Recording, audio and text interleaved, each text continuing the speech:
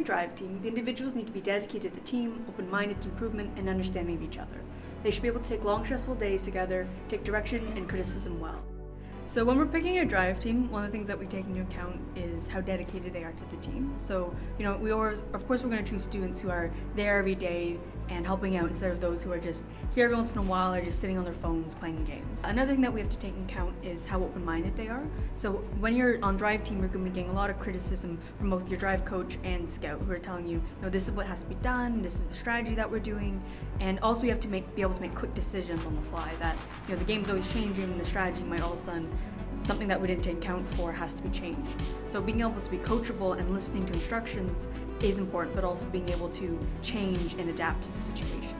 Another very important thing is the people on the drive team need to be able to be friends, because you're spending a lot of time together, during the school day, if you're practicing during lunch or after school.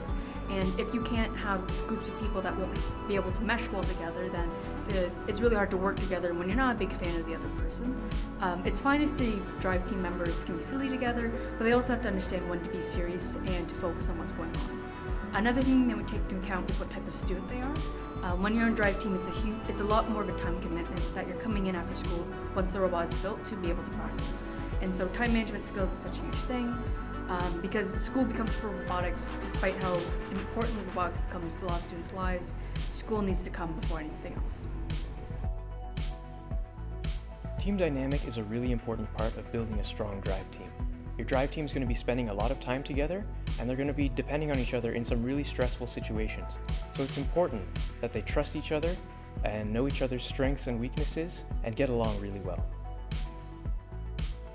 Your drive team is going to be spending a lot of time together, so they need to be comfortable around each other. They need to be sort of like a family. They need to have a bond.